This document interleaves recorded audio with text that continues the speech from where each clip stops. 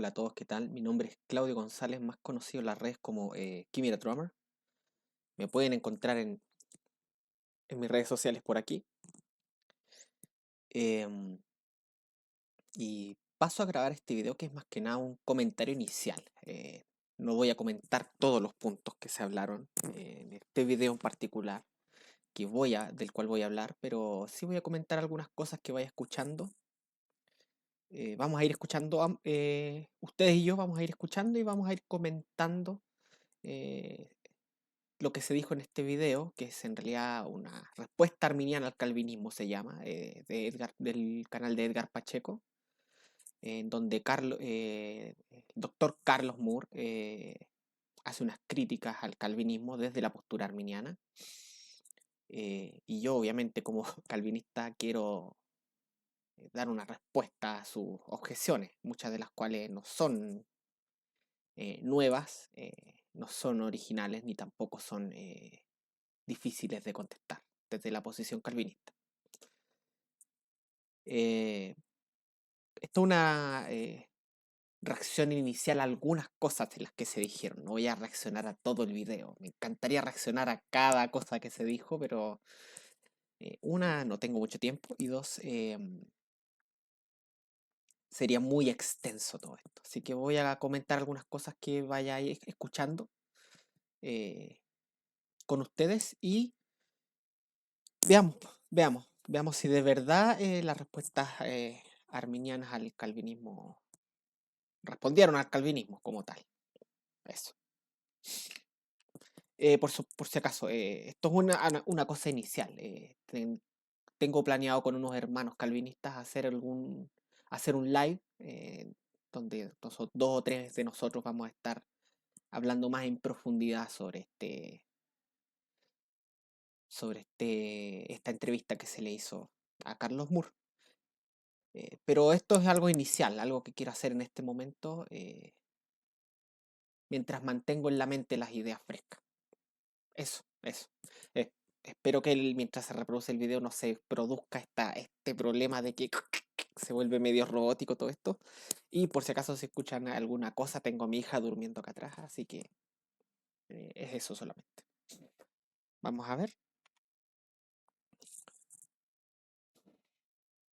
Ok, acá está el video.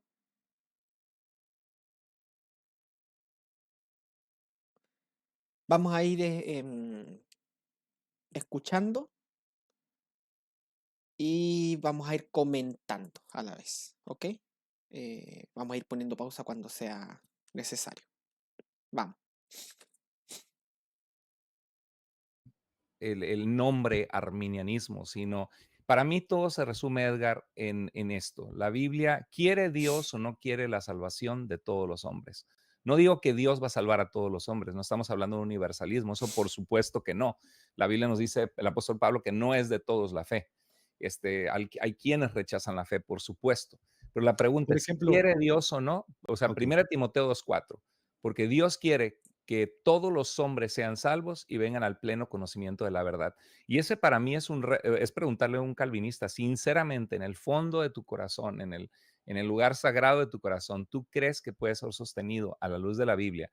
Decir que, o sea, que puedes creer 1 Timoteo 2:4 con tu sistema teológico calvinista. Si eres consistente con tu sistema, vas a decir, no puedo creer 1 Timoteo 2:4. No puedo creer que Dios quiere que todos los hombres sean salvos y vengan al pleno conocimiento de la verdad, porque mi sistema teológico me dice que Dios no eligió a todos y que Dios desde antes de la fundación del mundo, según la postura calvinista, no rechazó hay gente que ha sido predestinada como vasos para destrucción.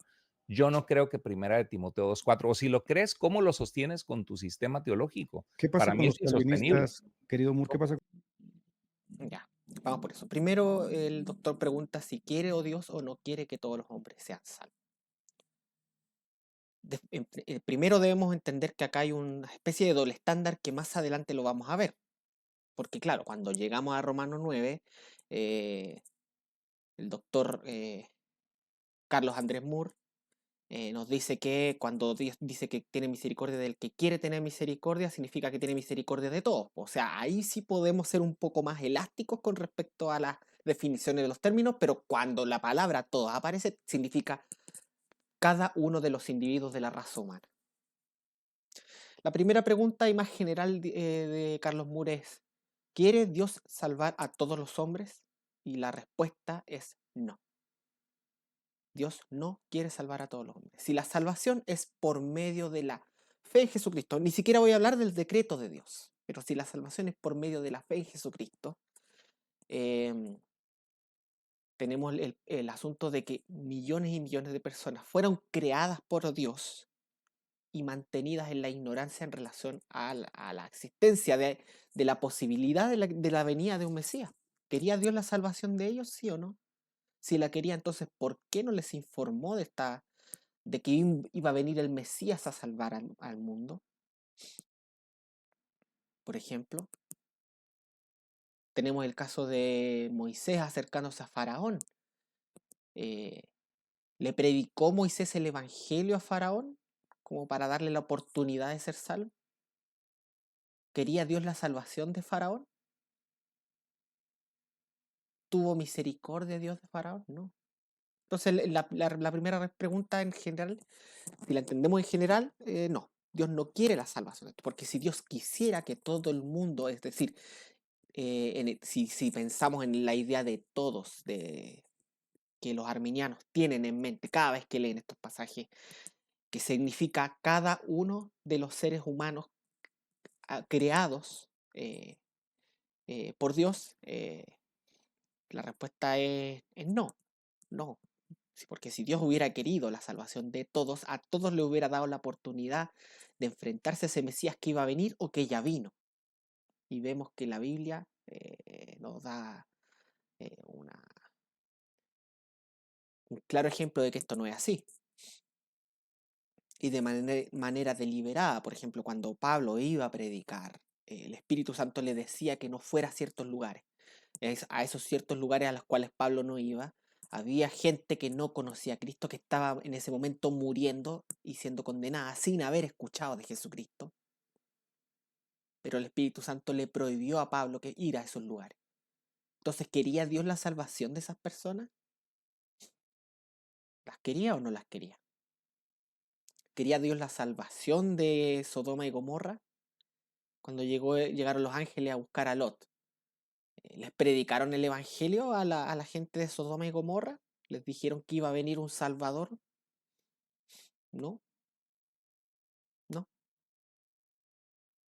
Había un solo justo y fue rescatado y el resto fue destruido. Entonces, ¿querían la salvación de ellos? No. O por ejemplo, Filipenses 1:29 dice que porque por causa de Jesucristo os es concedido a vosotros, os es concedido a vosotros no solamente que creáis en Él, sino que padezcáis por Él. Por causa de Jesucristo os es concedido, obviamente Dios es el que concede esto, por Dios a vosotros que creáis en Él. O sea, el creer en Cristo es concedido por Dios. Entonces, si Dios no concede el creer en Cristo, y el creer en Cristo es lo que te conecta con aquello que te salva. Entonces, si Dios no lo concede este creer, eh, ¿quiere Dios salvar a esa persona a quien Dios mismo no le concede la fe? No todos aceptan la fe, dice, pero ahí la palabra es usada un poco de forma ambigua. ¿Qué se nos ofrece? ¿La fe en Cristo o se nos ofrece Cristo y se nos insta a creer? Uno no rechaza, a uno no se le ofrece la fe, a uno se le ofrece el Evangelio, se le ofrece a Jesucristo. Y se le ordena a uno creer en Cristo, en ese Cristo que se ofrece en el Evangelio, que se muestra en el Evangelio. Pero no es que, Dios me está concediendo la fe, pero yo voy a rechazar esa fe que Dios me está concediendo. No, no, no, eso no pasa. Cuando Dios concede los dones es un acto que Dios obra en uno de forma inconsciente, del cual después que Dios lo ha obrado, uno se hace consciente ya de la obra de Dios. Entonces no es que uno empiece a sentir que Dios me está concediendo la fe, entonces me voy a resistir para no. No, no, no funciona así el asunto. No funciona así el asunto. Y después me habla de primera de Timoteo 2:4, donde está este problema, la palabra todos ahí. para ellos, como arminianos, siempre tiene que significar cada uno de los individuos creados por Dios que pisan y pisarán la tierra. Entonces Dios quiere la salvación de cada uno de ellos. Acá no se trata si Dios va a salvar a todos, obviamente Él dice no, que los que creen van a ser salvos, pero acá está hablando de si Dios quiere o no quiere esa salvación de ellos. Y yo puedo decir que obviamente puedo sostener primera de Timoteo 2:4. ¿Por qué razón? Porque la palabra todos ahí no significa todos y cada uno de los individuos que existieron, existen y existirán, sino que ahí significa clases de gente, ¿ok? Clases de personas. Todos los tipos de personas Dios quiere que sean salvos. O sea, Dios quiere salvar reyes, Dios quiere salvar mujeres, Dios quiere salvar hombres, Dios quiere salvar judíos, Dios quiere salvar gentiles. Todos los tipos de clases de hombres. Pero cuando hablamos de clases no queremos decir que de cada clase, cada individuo de la clase Dios quiere salvar. Una cosa no se sigue de otra. Por lo tanto, yo puedo sostener, como buen calvinista, 1 Timoteo 2:4 sin problema. Y el problema que él ve se resuelve fácilmente.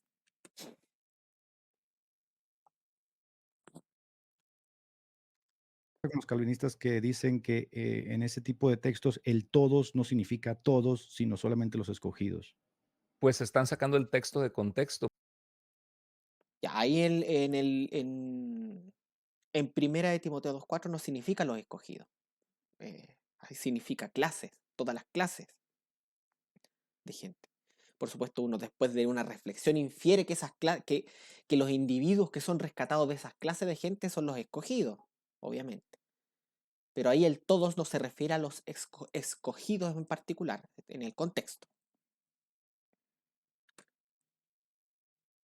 Porque claramente están haciendo un malabarismo exegético torciendo lo que las palabras significan, porque consistentemente la escritura muestra que la predicación es para todos, llamándolos al arrepentimiento.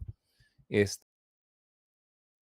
Que la predicación sea para todos no significa que Dios quiere que todos crean.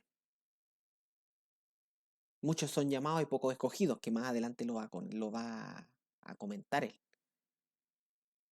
La predicación lo único que hace es exhibir la obra de Jesucristo, exhibir su pasión y su triunfo en la cruz, su resurrección, y ordenar a los hombres que crean. Pero significa eso que Dios quiere que todos aquellos que escuchan el mandamiento a creer sean salvos. No. Un ejemplo claro de esto, por ejemplo, vemos en Faraón. A Dios le dijo a Moisés, ejemplo lo he usado muchas veces. Dios le dijo a Moisés que vaya donde Faraón y le dé la orden de liberar a su pueblo. Pero también le dijo a Moisés que él iba a endurecer el corazón de Moisés para que no dejara ir al pueblo. En otras palabras, Dios, según su mandamiento, le ordenaba a Faraón liberar al pueblo, pero según su decreto eterno, su propósito, la intención de Dios no era que Faraón liberara al pueblo inmediatamente.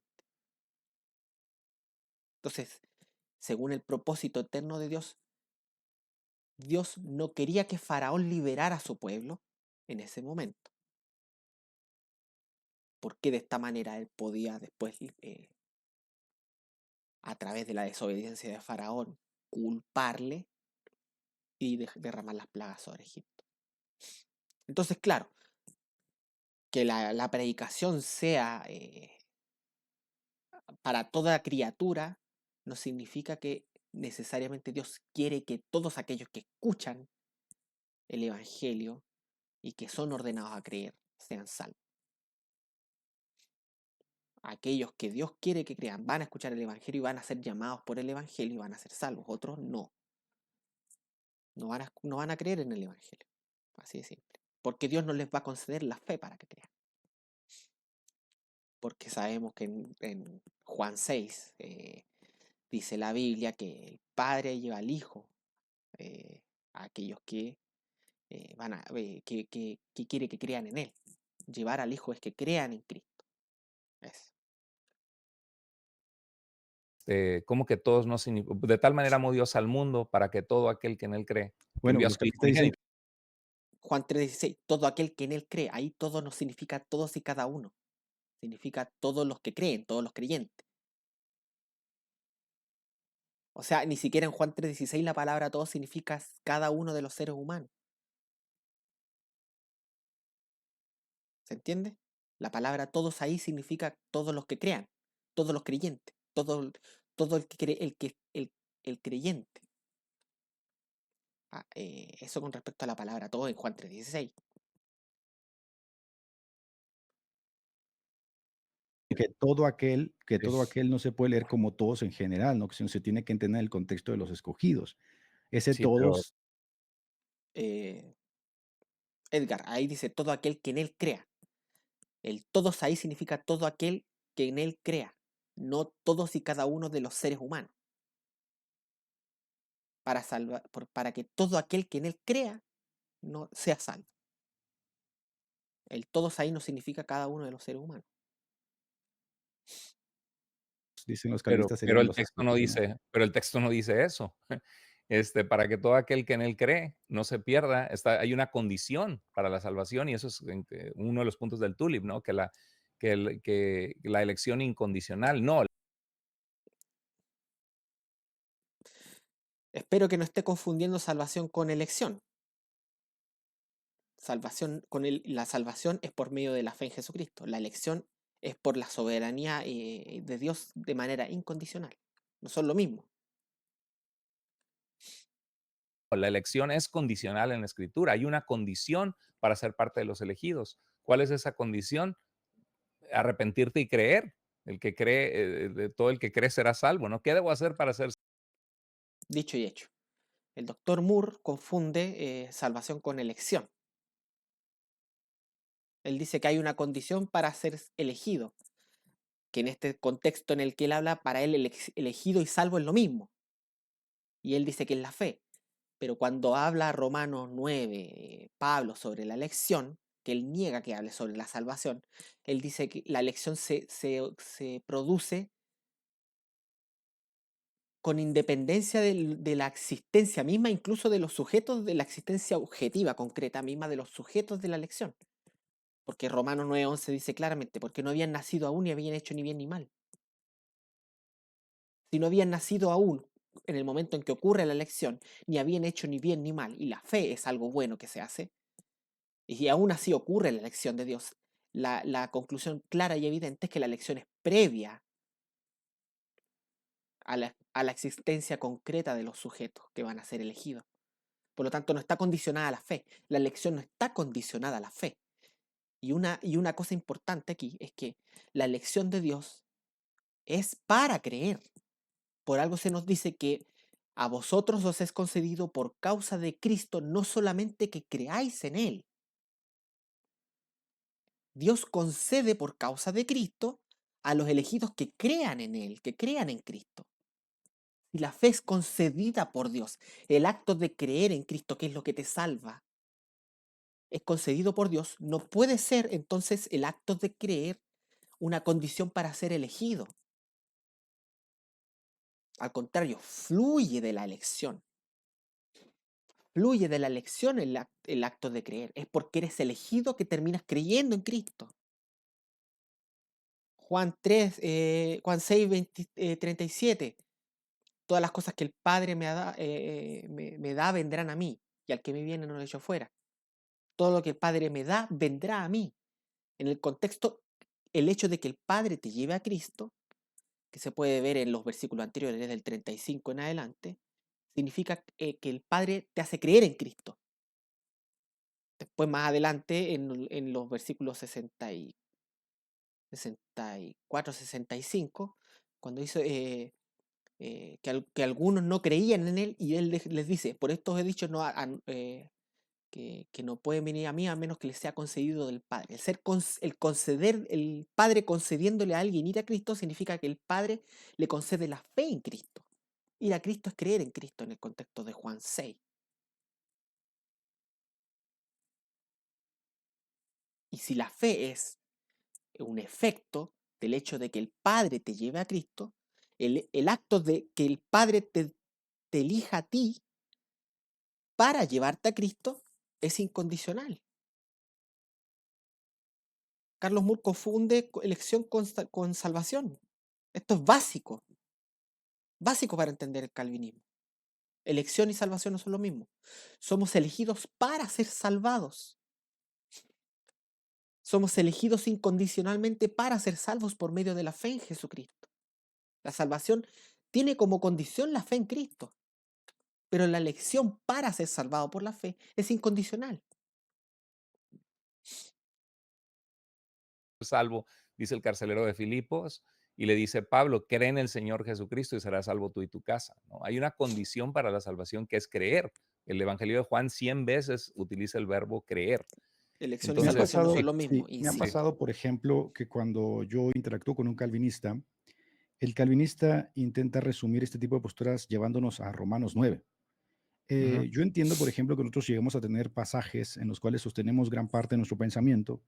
Me sucede también con los dispensacionalistas que me llevan a Romanos 11, ¿no? Y me dicen, ¿y qué vas a hacer con Romanos 11? ¿Y qué vas a hacer con Romanos 9? Y el armenio te va a decir, ¿y qué vas a hacer con Juan 36 y Primera de Timoteo? ¿Tú exacto. crees que esto en sí mismo sea una lucha que se puede llevar a ver quién cita más textos o dónde está el problema del asunto? Es buenísima esa pregunta porque es verdad, se vuelve una guerra de textos. Yo te muestro un texto, tú me muestras otro. Pero hay dos cosas. Uno, analizar cada texto en su contexto, aún los textos que aparentemente te llevan la contraria en tu posición teológica, porque si eres honesto, tienes que hacer eso. Si amas la verdad, tienes que analizar. Y el problema es que la gente se aferra a lo que ya cree y no quiere escuchar nada más. Y tenemos que estar abiertos y ser humildes. Entonces, cuando analizas cada texto a la luz de su contexto, eso es importante, y ver la preponderancia de textos bíblicos hacia dónde se inclina la balanza. ¿Qué es lo que dice la escritura sobre un tema determinado? La escritura interpreta la escritura, la analogía de fe. Por ejemplo, yo lo que he encontrado, y eso para mí fue determinante al estudiar este tema hace años atrás, fue que los textos bíblicos que aparentemente sostienen al calvinismo, como por ejemplo, nadie puede venir a mí si el padre no le trae, en Juan 6:44, o en Romanos capítulo 9, no depende del que corre ni del que quiere, sino de quien Dios tiene misericordia. Creyeron todos los que estaban destinados a la vida eterna. Cuando ves este tipo de textos, Hechos 13:48, ¿no? Cuando ves este tipo de textos a la luz de su contexto, yo lo que he visto es de que son perfectamente entendibles a la luz de su contexto dentro de la cosmovisión que no es calvinista. Sin embargo, ¿cómo agarras un texto como Dios quiere que todos los hombres sean salvos y vengan al pleno conocimiento de la verdad? ¿Y cómo lo explicas con tu calvinismo? Para mí es imposible. Entonces la balanza se inclina. Lo acabo de explicar. Lo que pasa es que a él no le va a gustar la explicación que yo le di, porque para él la palabra todos tiene que necesariamente significar cada individuo de la raza humana. Cada individuo que existió, existe y existirá. Entonces Dios quiere salvar a todos los individuos que existen, existieron, existen y existirán. Eso es todo para él. Eso es todo para él.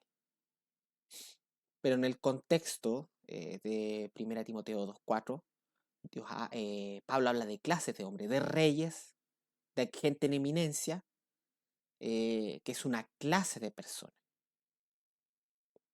un tipo, una especie de persona. ¿Ya? Em, sigamos escuchando. Los textos. Para mí la balanza de la verdad se inclinó cuando pude discernir que, por ejemplo, en Juan Apaga el 6:44, celular. nadie puede venir a mí si el Padre no le trae. El contexto es esa tensión que vemos en el Evangelio de Juan entre los judíos religiosos que rechazan a Jesús como el Mesías y que creen que por ser hijos de Abraham ya son aceptados ante el Padre, creen que ellos conocen al Padre porque guardan la Torá, porque tratan de ser obedientes a Dios, mientras rechazan a Cristo. Entonces, lo que Jesús está enfatizando allí es de que si de verdad conocieran al Padre, el Padre los hubiera traído al Hijo, porque el que no cree en el Hijo tampoco cree en el Padre que le envió. Y cuando ves la dinámica que está sucediendo, y en Juan capítulo 6, que habla que estando en la sinagoga de ellos, está hablando de los religiosos judíos. Lo mismo pasa con los calvinistas cuando agarran los pasajes que hablan de que Dios endurece el corazón. A ver, vamos por partes. Eh, la respuesta de él no tiene mucho sentido cuando vamos más adelante en el pasaje, porque Cristo aplica esa misma enseñanza a aquel... A ver, en Juan 6, ¿con quién está hablando Cristo? Con aquellos que le estaban siguiendo a él. No eran, Cristo no estaba hablando con los líderes religiosos que estaban en su contra. El pasaje comienza diciéndonos que Cristo viaja de un lado, de un lugar hacia otro. Ocurre el milagro de que Cristo camina en el mar. eh, Se aparta ante todo, los discípulos lo siguen, Cristo camina en el mar y después llegan hacia otro destino, y la gente al ver que Cristo se había ido, agarra y hace esfuerzos para ir donde estaba Jesucristo.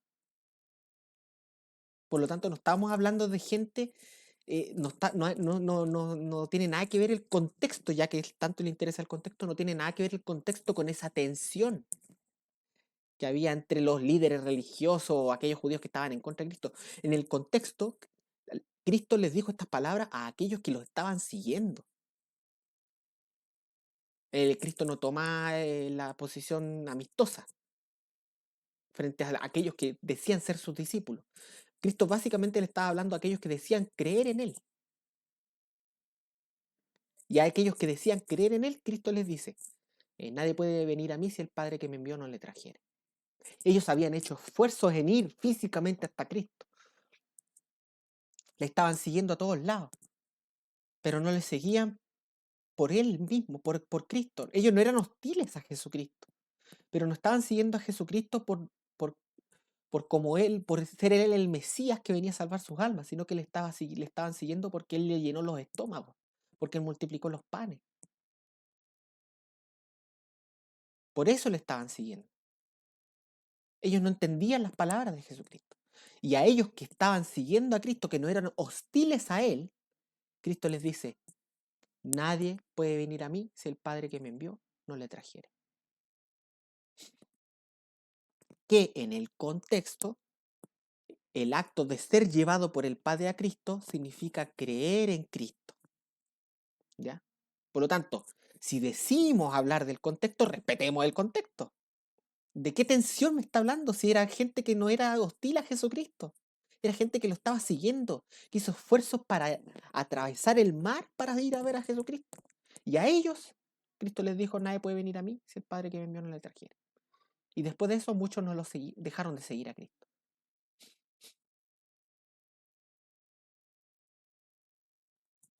Entonces, ¿de qué tensión? No sé, no sé. Está Sí, hablando de aquellos que Endurecer. conscientemente rechazan, y es como en Romanos capítulo 1, dice, por cuanto no tomaron en cuenta a Dios, por eso Dios los entregó una mente reprobada para hacer cosas que no convienen. Es como que, ándale, quiere, como el faraón, ¿no? En el faraón se menciona que Dios endureció su corazón, se menciona que él mismo endureció su corazón. Entonces, una persona con el corazón endurecido, Dios lo entrega a su propia necedad. Y esos pasajes que hablan de que Dios los entrega, de que Dios les dio ojos, estupor, ojos para no ver, están hablando de personas que han rechazado en su religiosidad, se han aferrado a sus tradiciones de los hombres, rechazando al Mesías, al verbo de Dios que Dios envió. Entonces, cuando ves Juan 6,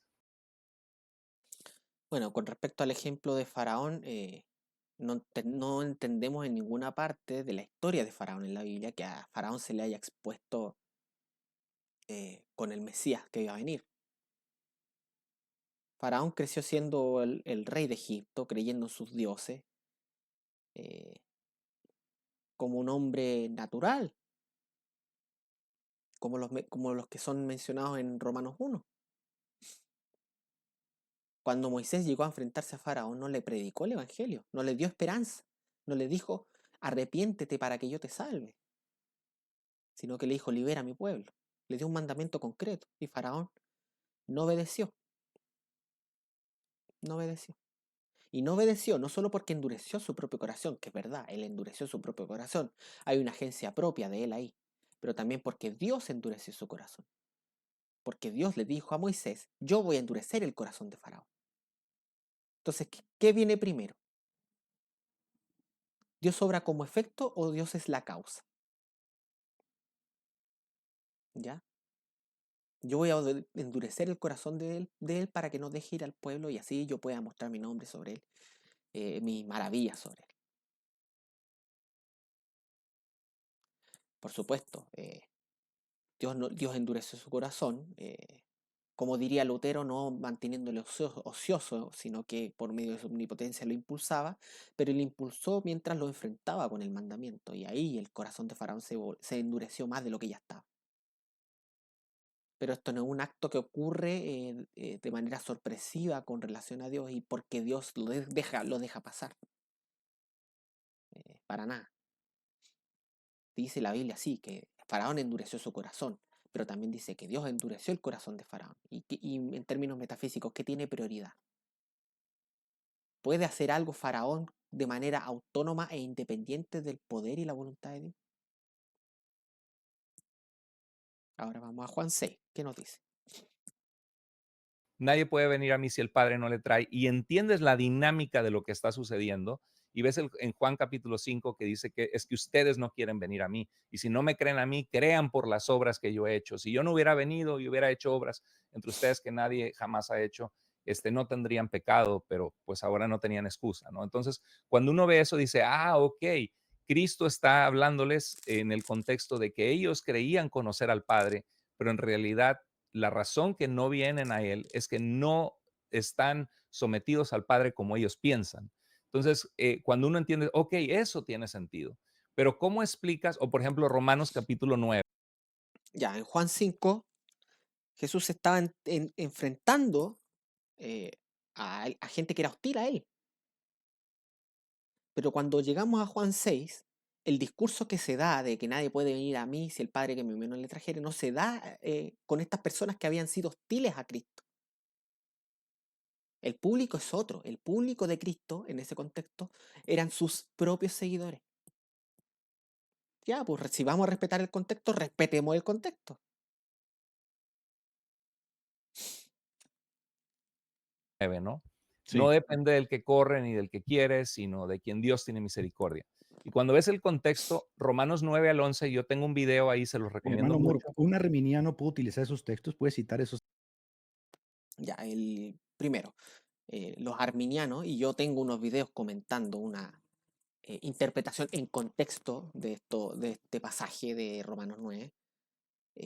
Tengo una lista de reproducción que la voy a tratar de dejar por aquí o por aquí, en algún lado la voy a dejar. Tienen una obsesión de encuadrar el pasaje de capítulo 9 desde los capítulos 9 al 11 y interpretan Romanos 9 a la luz del 11. Entonces no dejan que el fluir natural de los argumentos de Pablo vayan armándose desde atrás hacia adelante, partiendo desde el capítulo 8, porque el capítulo 8 introduce el tema de los elegidos de Dios, de los escogidos. En el capítulo 8 introduce el tema de los escogidos, los caracteriza de cierta forma, los caracteriza y los individualiza incluso. Y ya en Romanos 9 te explica quiénes son estos escogidos, quién los escoge. Y a partir de ahí empieza a desarrollar el argumento hasta el 11. Pero uno no tiene que ir al 11 para interpretar el 9. Eso. Pero tienen una obsesión de encuadrarlo así. Textos que Por son, supuesto. parece ser de exclusividad calvinista, ¿no? O sea, Es que usted cuando, puede, cuando lo entiendes en su contexto, te das cuenta que no tiene nada que ver con el calvinismo. o sea, Claro que sí. tú como pastor puedes citar ese texto de no es del que quiere ni el que corre, sino el Dios que tiene misericordia, o puedes citar el texto de Dios escogió a unos para vida eterna. ¿Puedes citar ese tipo de textos? Por supuesto, cuando pues Ok. no tenemos que predicar todo el consejo de Dios, pero el problema es cuando no te has adentrado a estudiar de qué está hablando y pues dices, ¿qué onda? ¿Qué hago con esto como pastor? ¿No? Cuando no crees en esta convicción, porque parece que el texto dijera eso. Pero para explicarte, Edgar, Romanos 9, y sé que lo sabes, ¿no? Pero para la audiencia, Romanos 9 al 11, Pablo no está respondiendo a la pregunta cómo Dios salva a las personas o a quiénes salva Dios.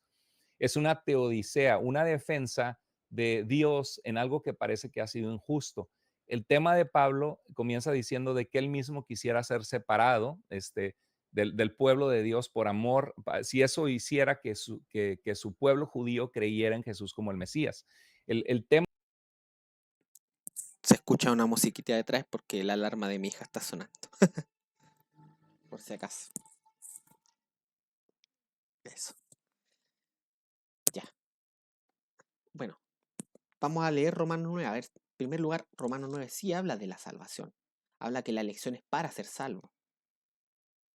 Parte Pablo hablando de que quiere que él le gustaría ser el anatema para que su pueblo sea salvo. Y esto después lo junta con el tema de que no todo Israel, no todos los israelitas son Israel, sino que en Isaac te será llamada descendencia. Esto sigue hablando del objetivo de la elección. El objetivo de la elección es ser salvo, ¿ya?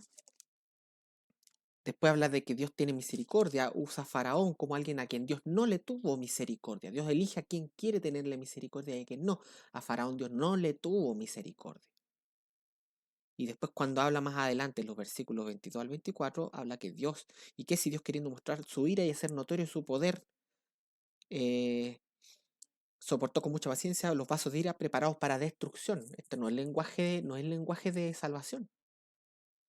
Y después dice, para hacer notorias las riquezas de su gloria, las mostró para con los vasos de misericordia que él preparó de antemano para gloria, a los cuales también ha llamado, esto es, a nosotros, no solo de los judíos, sino también a los gentiles. Esto habla de la salvación. Más adelante, cuando cita la inclusión de los gentiles, dice, como también, o sea, dice, llamaré pueblo mío al que no era mi pueblo. Este pueblo mío son los verdaderos israelitas, que son los gentiles que son agregados al olivo natural. ¿Ya? Y vosotros que no sois pueblo mío, allí serán llamados hijos del Dios viviente. Esto está encuadrado en el nuevo pacto.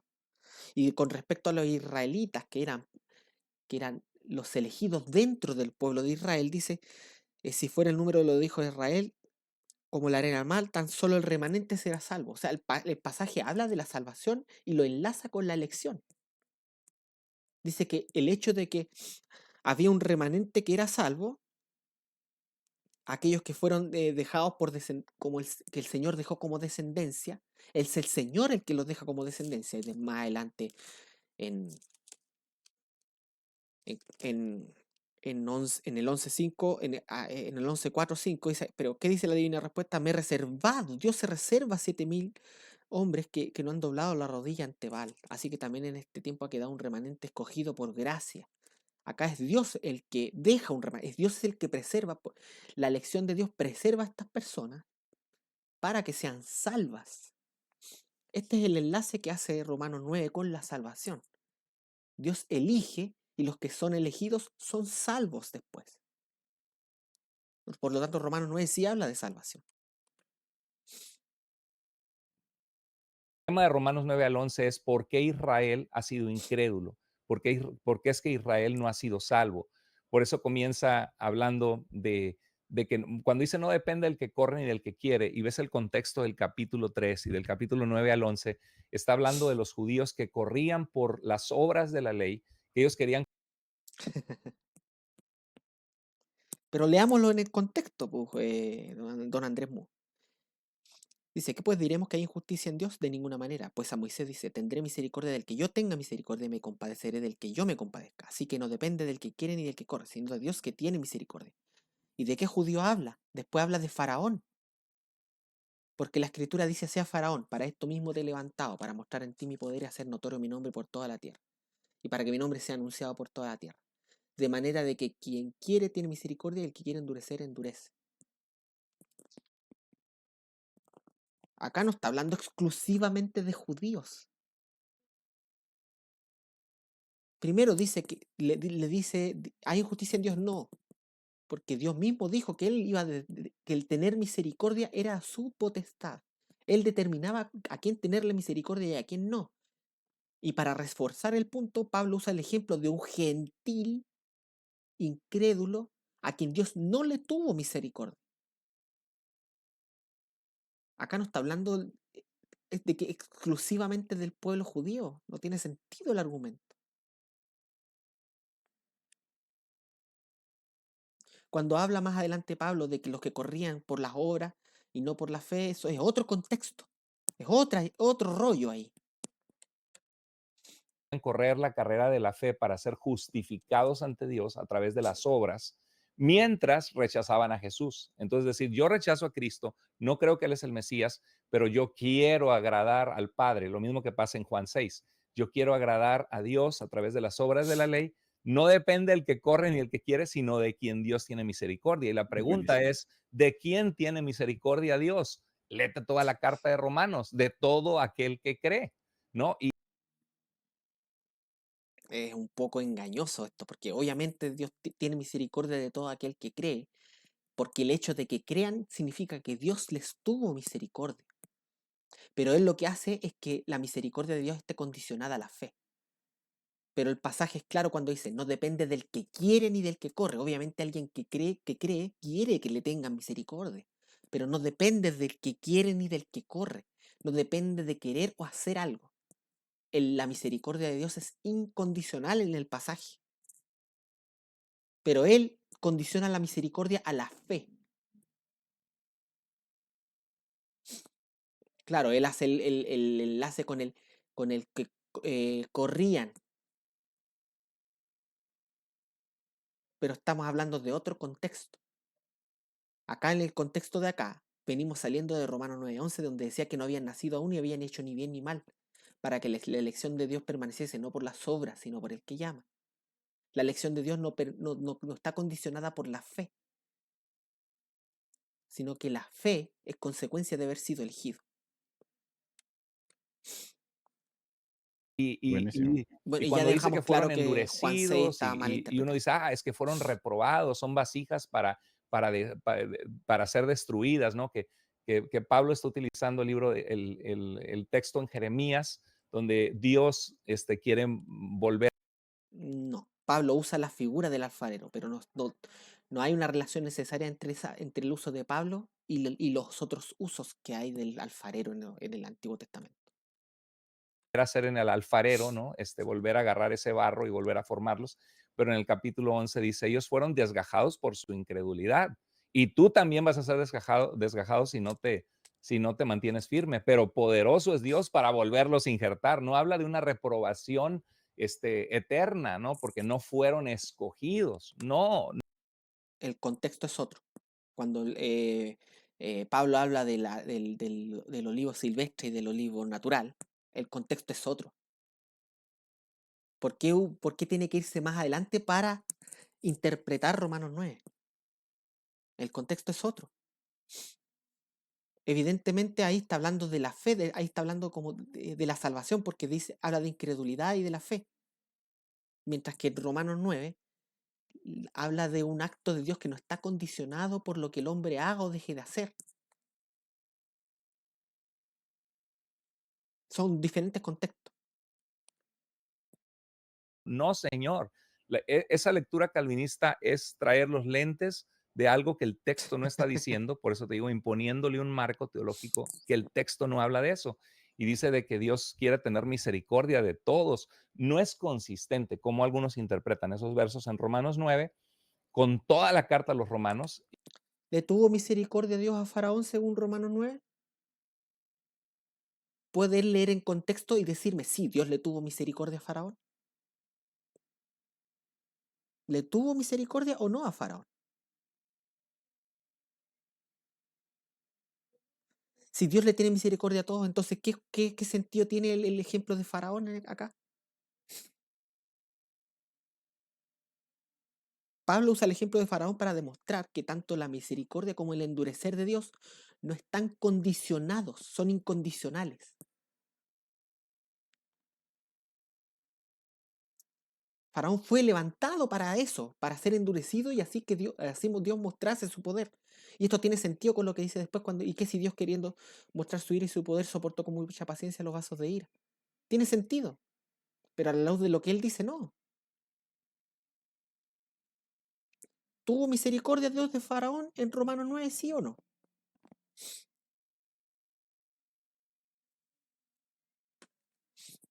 Y con lo que está diciendo de Israel del capítulo 9 al 11. Pero bueno, hay que Buenísimo. leerlo en su contexto. Bueno, mi gente, estamos 1100 personas conectadas. Gracias a todos los hermano Moore, te las puedo ir diciendo si tienes tiempo. Y Claro. también lo pudiera con mucho cariño y con mucho, yo les trato con mucho amor. Les voy a pedir que por favor Vamos a sean adelantar un poco. objetivos, ¿no? Y que por favor, con mucho amor a las personas que están faltando el respeto y que no pueden contener Les respetamos y les amamos. Esto es en amor y en cariño, Claro, claro. no es ofendiéndonos ni insultándonos para nada. Sí, sí, sí, perdona, hermano, adelante. Dale, mira, tengo aquí algunas preguntas breves que Sí, creo yo que pueden abarcar así en general algunos puntos de discordia y que como arminiano y calvinista podemos responder.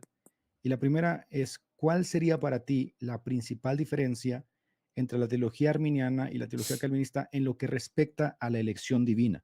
Nosotros sabemos cómo ve el calvinismo la elección, ¿no? Como una sí. elección incondicional y llevada a cabo por la soberana voluntad de Dios, sin mediación de ningún, a ver, sin ningún hombre, sin ninguna obra, etcétera. ¿Cómo la ve el arminiano, mi querido pastor Moore? Sí, yo veo la elección como cuando, ok, no hay tal cosa en la Biblia como una doctrina de la elección, no hay. La teología sistemática es tratar de sistematizar los diferentes pasajes y versículos que vemos en las escrituras, muy importante. A ver, la palabra escogido, eclego, tienes Efesios 1, tienes de Romanos 8 y 9 en adelante. Claramente hay una doctrina de la elección en la escritura, una doctrina de la elección a la salvación. Por supuesto, en términos generales, Dios elige en todo momento, porque Dios es el soberano, todo soberano de manera exhaustiva en todo. Dios elige en cuánto dinero vas a tener, en qué condiciones vas a vivir, dónde vas a vivir, qué raza vas a ser, en qué momentos de la historia vas a existir, cuántos años vas a vivir. Dios elige esas cosas. Dios elige en qué cosas vas a ser bueno, en qué cosas no. Dios también determina el nivel de tu inteligencia a través de la vida, porque puede que Dios determine que hacerte más sabio o te quite inteligencia después. Dios determina tu fuerza, Dios determina si vas a ser sano. Por supuesto que Dios elige muchas cosas, pero acá y no puede ser de otra forma. Pero acá el tema es que, es que esa elección general la estamos particularizando a un tema en particular que es la salvación, que es la salvación del hombre. ¿El hombre es elegido para ser salvo o no? Claro que hay una doctrina de la elección en la escritura.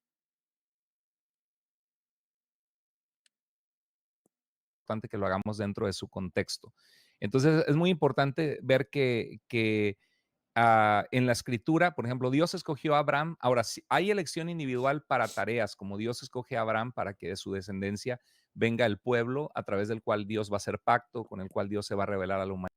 Ya, es cierto, como les mencioné recién, obviamente hay elección para ciertas cosas, para ciertos roles, para ciertos hechos históricos, etcétera, etcétera, etcétera. Pero eso no excluye que haya elección para salvación. O sea, como que si hay selección para tareas, entonces se excluye necesariamente la elección para salvación. No, y no puede ser. Si uno es consistente con la omnisciencia de Dios, Dios no conoce generalidades. Y Dios no solamente conoce generalidades, Dios conoce particulares. Dios no conoce al hombre en general, sino que Dios conoce a cada hombre en particular. Y no solamente conoce a cada hombre en particular, sino que cada hombre tiene un telos al cual Dios lo va a llevar en diferentes aspectos.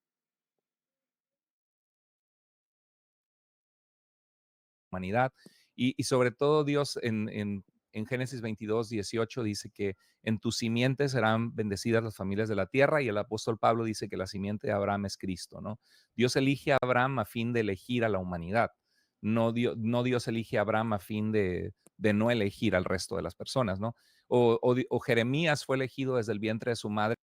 Este, lo que está haciendo acá es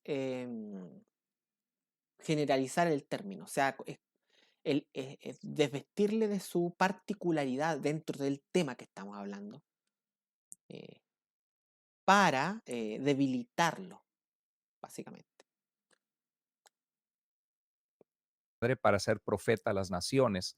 Dios tenía una tarea y un propósito específico para él, para un ministerio, y igual con Pablo. Entonces hay elección para tareas, pero cuando hablamos de que la Biblia nos llama los elegidos, por ejemplo, dice Jesús en Mateo 24:24 que los falsos cristos o falsos mesías engañarán de ser posible a los mismos elegidos, ¿no? Entonces siempre habla de los por amor a los escogidos, los elegidos, los escogidos. No hay una teología sistemática en la Biblia que diga qué se quiere decir con eso. Lo único que podemos... Romanos 8 y 9, Efesios 1. Ahí te define quién es un escogido. ¿Qué es un escogido para Pablo? Cómo que no hay doctrina al respecto?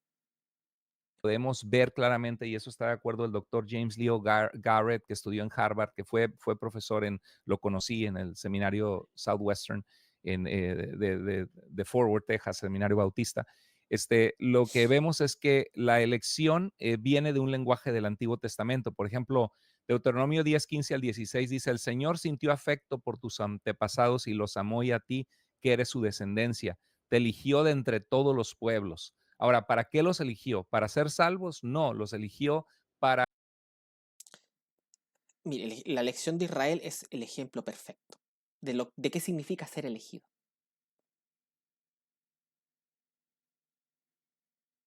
Básicamente Israel fue elegido incondicionalmente por Dios para participar del antiguo pacto, por el amor que le tuvo a Abraham. Entonces, Dios determina que solo Israel de todos los pueblos de la tierra, y no porque Israel tenga algo interesante. De hecho, en el Deuteronomio muchas veces dice que no por ser ustedes mejores que el resto, al contrario, ustedes son unos tercos. En otras palabras, lo que está diciendo Dios ahí es, ustedes no tienen nada que me haya movido a mí a elegirlos porque tengan algo en sí mismos ustedes son unos tercos. Yo los elegí porque yo quise de manera incondicional. Dios dice, yo los elegí a ustedes como pueblo del resto del pueblo. Pero ¿por qué esa elección que Dios hace de ellos? Si Dios los eligió a ellos, no le hizo injusticia al resto de las naciones, ¿por qué ese mismo esquema no puede hacer con el individuo?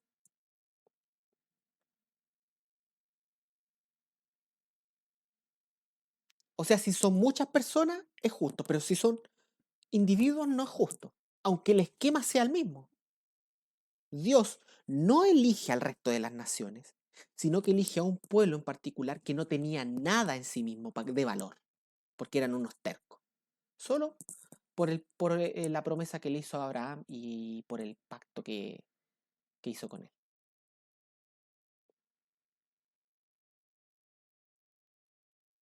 Pero cuando lo llamo al individuo, mágicamente esto pasa a ser injusto, no tiene sentido. Para poder conocer quién es ese Dios a fin de darlo a conocer a las naciones. Dice, por eso circunciden sus corazones y ya no sean... A fin de darlo a conocer. Israel sí fue elegido para que crean. O sea, ¿qué es el sistema de sacrificio sino una sombra de Jesucristo? ¿Qué es el llamado a que circunciden sus corazones sino un llamado a ser salvos, a buscar la salvación?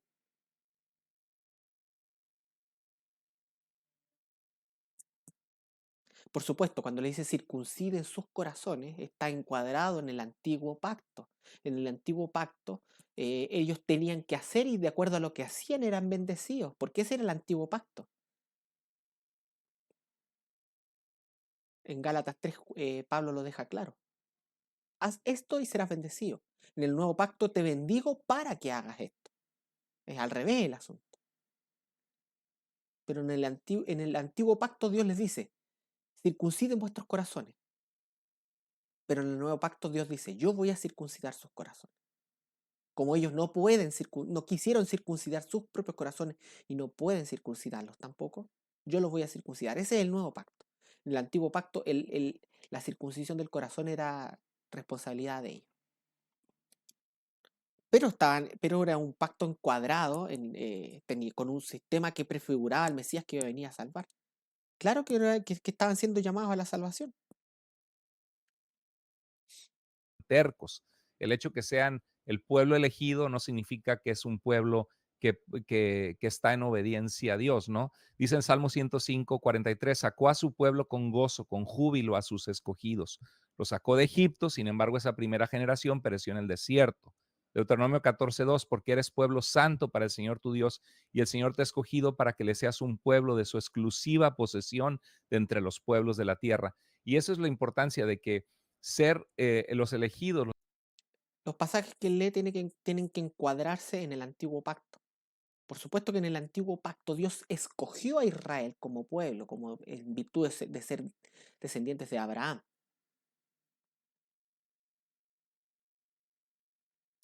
Pero dentro de ese Israel como pueblo que escogió, había otro Israel, que eran los verdaderos escogidos según el nuevo pacto. Eso Pablo lo enseña claramente en Romanos 9, como que lo leen de otra forma, porque no todo Israel es israelita. Dentro del antiguo pacto, claro, la elección de Dios tiene que ver con la elección de un pueblo particular,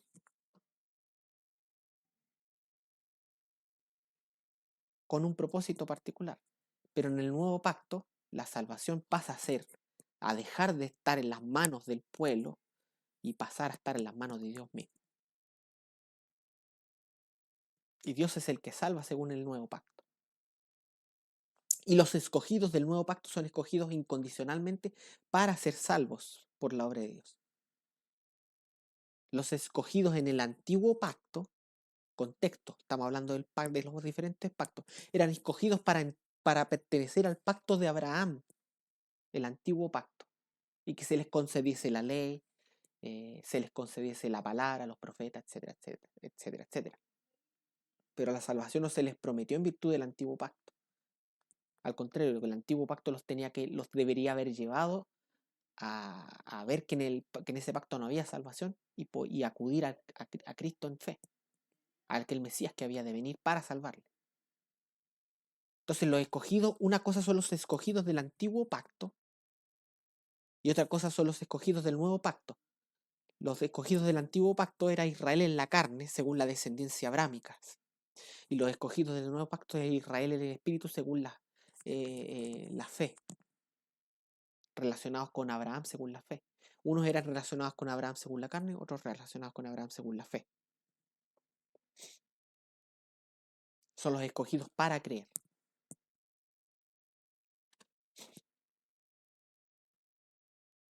Los escogidos son un pueblo de su exclusiva posesión, son un pueblo que le pertenece a Dios, que es de Dios. Entonces, así lo veo, la principal diferencia es que el calvinismo piensa en una elección individual de personas Ujú. y el arminianismo lo piensa como una elección corporativa Corporativa. de un pueblo que Dios quería tener salvo a través de Jesucristo. Es lo que dice Efesios 1, 4 al 5, 3 y 4, ¿no? Que somos elegidos para ser redimidos en Cristo Jesús. Y lo mismo dice 1 Pedro capítulo 1.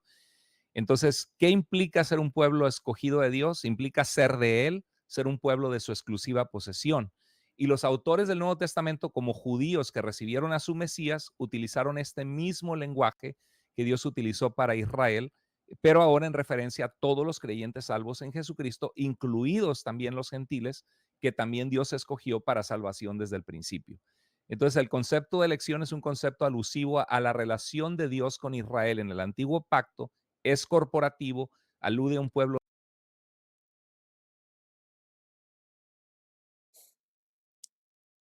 Ya, lo que trata de hacer es asociar el término elección en relación a su uso en el Nuevo Testamento, con su uso en el Antiguo Testamento, pero divorciándolos del contexto de los pactos en los cuales existe.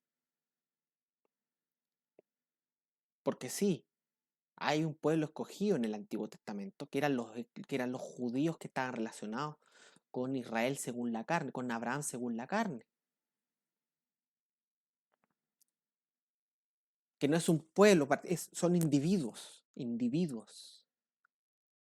que estaban relacionados con Abraham según la carne. Y este conjunto de individuos era el pueblo escogido. por estar relacionados con Abraham según la carne. Era un pueblo escogido para entrar en el antiguo pacto con Dios. Ahora, dentro de este pueblo escogido, había otro pueblo escogido que también son individuos particulares que estaban relacionados con Abraham según la fe. Y a este pueblo escogido se le adhiere los gentiles que también creen, que también creen. La fe no es algo colectivo, uno cree individualmente en Jesucristo. Y este pueblo colectivo que participa en el nuevo pacto es la descendencia prometida a Abraham, creada por Dios mismo para Abraham. Es una descendencia a quienes Dios mismo les cambia el corazón de piedra y les da un corazón de carne, les concede la fe en Jesucristo. Como está escrito, por este tiempo vendré y Sara tendrá un hijo. Esa es la palabra de la promesa según Romanos 9. Sara, la estéril, por más que quisiera tener un hijo, no iba a poder tener un hijo. Abraham, por más que tuviera relaciones con Sara, no iba a engendrar un hijo. Isaac ni siquiera existía. Así que no tenía ningún instrumento que tocar en esta orquesta. Fue cuando Dios vino y recién Sara tuvo un hijo. E Isaac fue hijo de la promesa no porque quiso serlo, sino porque Dios vino y lo hizo a él un hijo de la promesa. Lo mismo pasa con cada uno de los elegidos. Nosotros como elegidos no elegimos ser elegidos. Nosotros estábamos en otra. Y Dios viene y nos hace hijos de Abraham por medio de la fe en Jesucristo que Él nos concede. Y eso no lo hace con todo el mundo. No lo hizo con Faraón. No lo hizo con Esaú.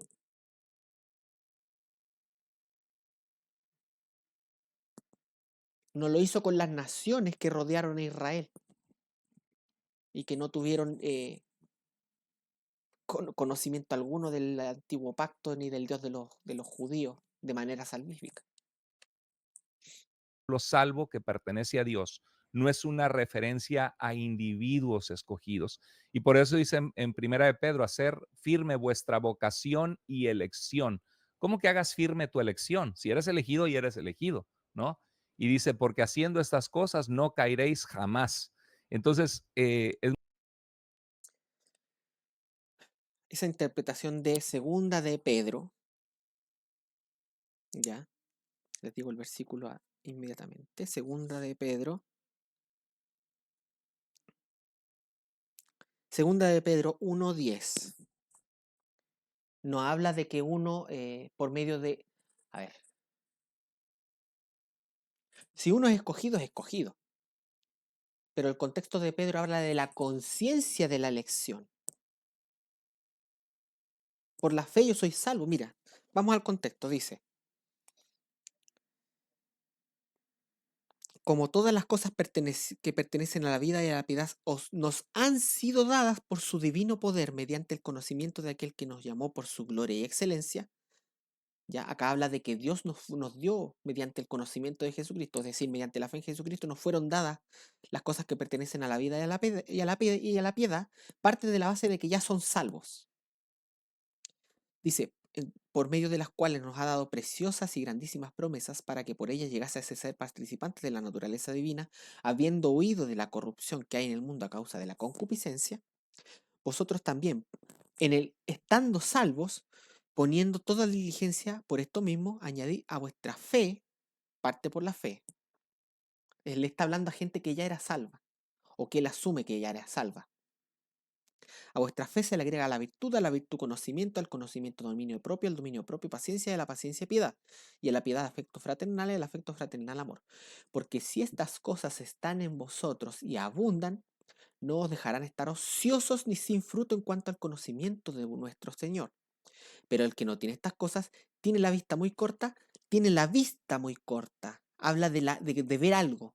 No estoy viendo algo. Como no tengo estas cosas, yo fui salvo, pero no tengo estas cosas en abundancia en mi vida. Entonces yo tengo la vista corta, dice.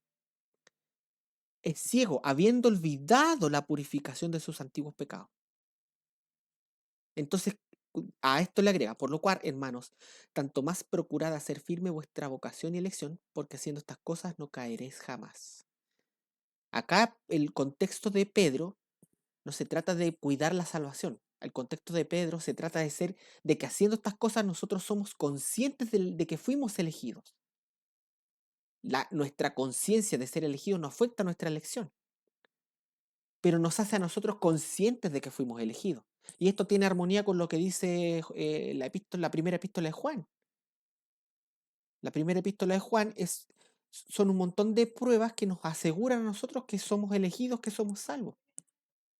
Alguien que es salvo anda en luz, alguien que es salvo no es, no es para ser salvo ni para mantenernos salvos, está describiendo qué es una persona salva y cómo puedes identificar a una persona salva.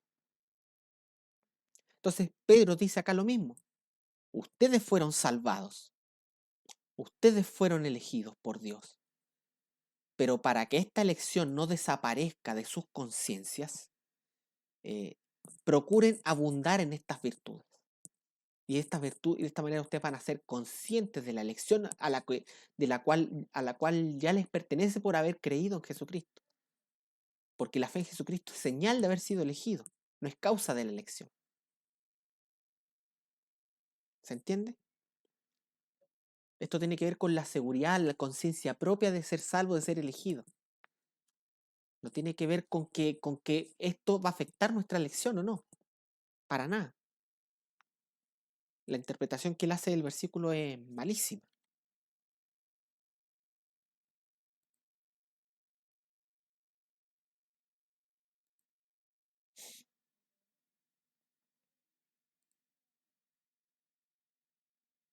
Perdón, estaba revisando una cosilla. Ya, vamos. Es muy interesante. Parece ahí Sí, una condicionante, ¿no? claro, Hacer estas cosas, permanecer así, hacer acá. Pareciera ser, de hecho yo se lo pregunté a Ramos, ¿no? Si este tipo de condicionantes están ahí de forma superflua, porque al final de cuentas, si este escogido está, a ver, predestinado a perseverar incondicionalmente, luego este tipo de términos condicionantes, ¿cuál es la relación que tienen con el individuo? Porque si exacto, yo abrazo o interiorizo la idea de que he sido escogido desde antes de la fundación del mundo para ser salvo, y luego leo en la Biblia que tengo que hacer ciertas cosas para perseverar en esa salvación o mantenerme en esa salvación, aunque puedo decir que eso no va a cambiar mi perspectiva ante Dios y mi relación con Él, sí me claro, surge una duda, ¿no? Legítima, y creo que le puede surgir a todo, y creo que por eso surge el arminianismo, por este tipo de dudas legítimas de decir, caramba, bueno, y este tipo de condicionantes, ¿qué relación tienen conmigo, no? Al final de cuentas, antes de la fundación del mundo, por un decreto eterno, yo he sido predestinado para salvación. sí. Entonces hay como una serie de respuestas ahí que se van introduciendo, pero a mí me parecen como ad hoc. No sé qué piensas tú, son como ad hoc porque se introducen de forma superflua. Es decir, igual si las quitas, esas condicionantes, no pasa nada porque el individuo... Eh, Acá el problema es que quienes razonan así son las mismas personas que acusan a los calvinistas de ser hipercalvinistas, es decir, de olvidarse de los medios. Un hipercalvinista, históricamente hablando, es alguien que, sobreenfatizando el fin, anula los medios que Dios propone para tal fin.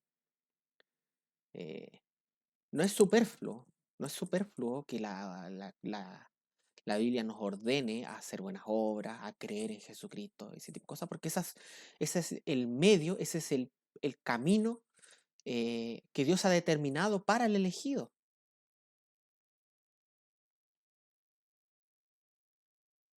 Ese es el camino, es en ese camino que la elección se manifiesta, ¿ya? Por decirlo de alguna forma. Entonces, la elección en el camino se manifiesta a través de los medios que Dios ha determinado para lograr sus fines. Por ejemplo, si Dios ha determinado que Juanito va a ser salvo, Dios ha determinado el medio por el cual Juanito va a ser salvo, es decir, por medio de la fe en Jesucristo. Y para que Juanito tenga fe en Jesucristo, tiene que conocer a Jesucristo. Y para que Juanito conozca a Jesucristo, tienen que hablarle de Jesucristo. Por supuesto, el fin está asegurado. pero al fin se camina a través de los medios que Dios ha determinado. Los medios son importantes, no son superfluos, para nada. Ningún calvinista que se precie de tal va a minimizar la importancia de los medios dentro del modelo calvinista.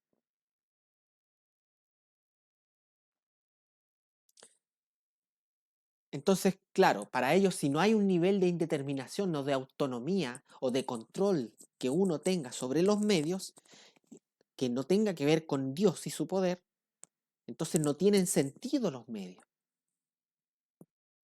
Yo no sé, tengo mis objeciones con respecto a esa perspectiva. El individuo ya está siendo salvado, ya fue Claro, salvado y ya es salvo. Bueno, exacto.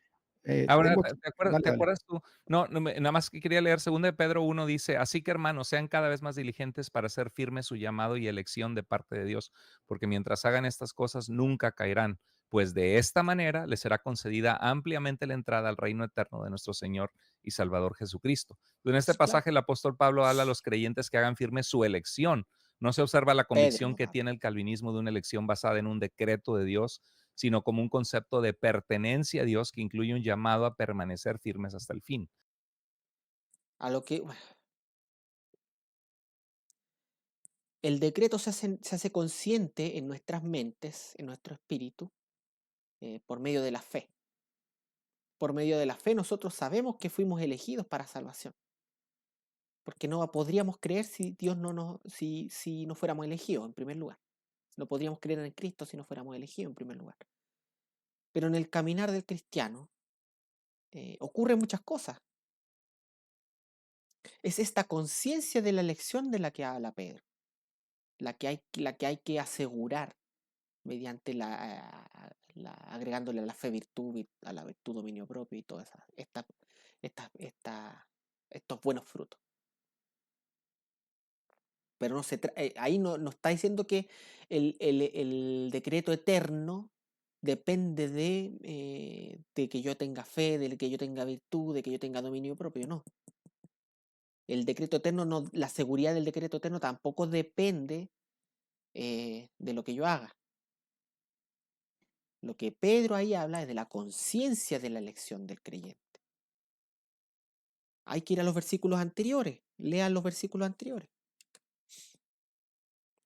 Entonces, ahora, ¿te acuerdas, Edgar, de la parábola, donde dice, más muchos, porque muchos son los llamados, más pocos los escogidos? Sí, Entonces, algunos toman este pasaje como, oh, mira, ahí está, muchos son los llamados, más pocos los escogidos. Sorry. Pero cuando vas a ver el contexto, es un rey que hace una boda para su hijo, invita a todas las personas y resulta que los que fueron invitados no vinieron a la boda.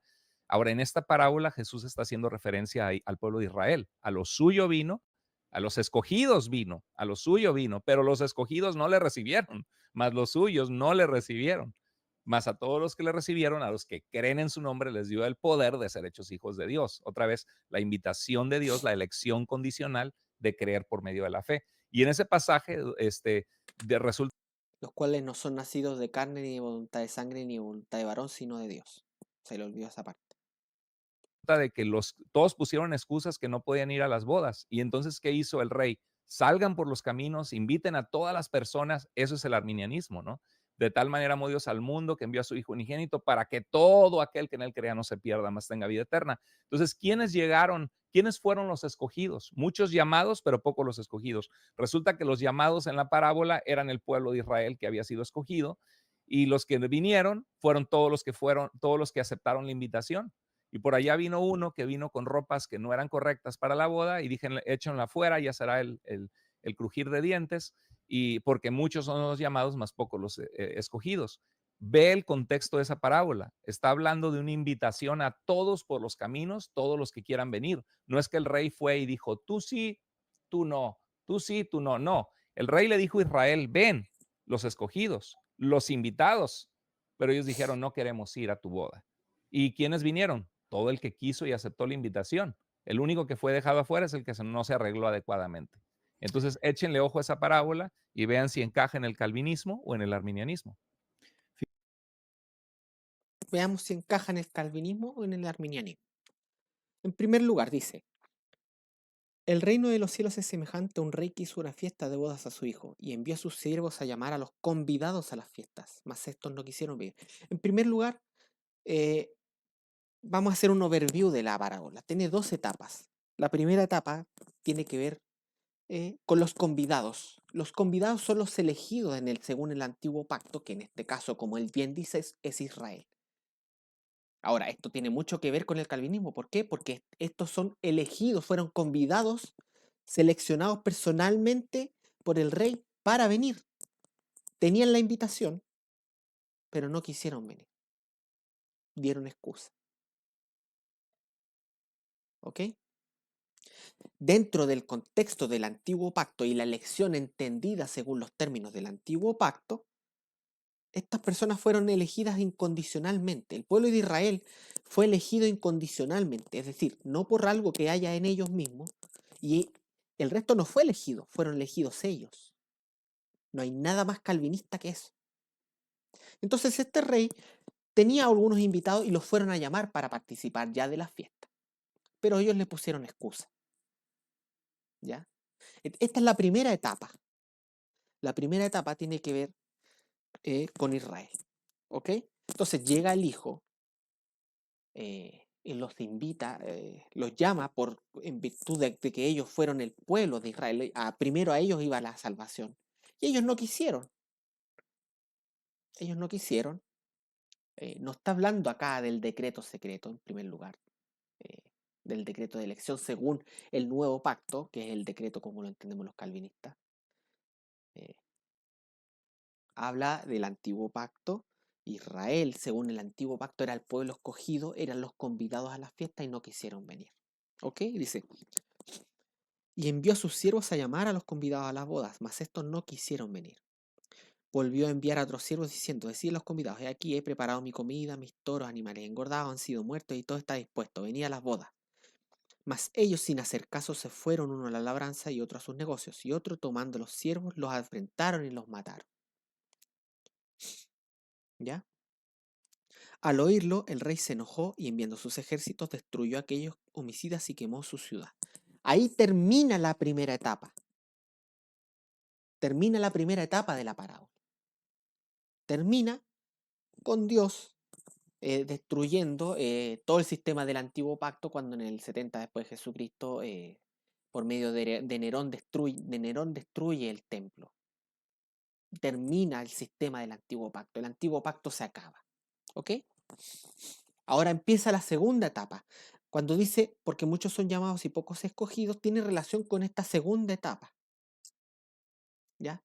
Habiendo rechazado los judíos, habiendo rechazado los convidados a las bodas, la invitación, ahora la invitación se abre a todos, se abre a todo el mundo. Acá estamos hablando del evangelismo, no de la elección, sino del evangelismo, del llamado. Muchos son llamados. Por eso dice, entonces dijo a sus siervos, las bodas la verdad están preparadas, mas los que fueron convidados no eran dignos. Id pues a las salidas de los caminos y llamad a la boda a cuantos halléis. Y saliendo los siervos por los caminos juntaron a todos los que hallaron juntamente malos y buenos, y las bodas fueron llenas de convidados. ¿Ya? Entonces acá estamos hablando ya de la etapa de la dispensación de la iglesia. El evangelio. El evangelio, los siervos de Dios salen a llamar a todo el mundo ahora. ¿Ya? De esto todo el mundo dice, juntamente buenos y malos fueron llamados y entraron a la fiesta. ¿Qué quiere decir? Que entraron a participan del reino de Dios, de la iglesia. ¿Ya? En el contexto dice que entró el rey para ver a los convidados y vio a los convidados. Ya estábamos en la fiesta. El contexto dice, y vio allí un hombre que no estaba vestido de boda. Entonces, de todos aquellos que los siervos salieron a llamar, entró mucha gente. Muchos son llamados y entran, participan del reino visible. Participan de la iglesia. Muchos entran a la iglesia en virtud de este llamado. Muchos entran. Pero de todos estos que son llamados y entran, dice que el rey vio a uno que no estaba vestido de boda. Y le dijo, amigo, ¿cómo entraste sin estar vestido de boda? Mas él enmudeció. Entonces el rey dijo a los que servían, atadle de pies y manos y echarle en las tinieblas de afuera. Allí será el lloro y el crujir de dientes. Porque muchos son llamados y pocos escogidos. Este que entró no entró vestido. Él se pregunta, ¿pero cómo entraste? Hay muchos en la iglesia que no están vestidos para las bodas. Esos que no están vestidos son los no escogidos. Muchos son llamados, el evangelio se predica a todos. Hay muchos que van a responder al evangelio, no con verdadera fe, y otros con verdadera fe, como dice la parábola del trigo y la cizaña, que el trigo y la cizaña crecen juntos.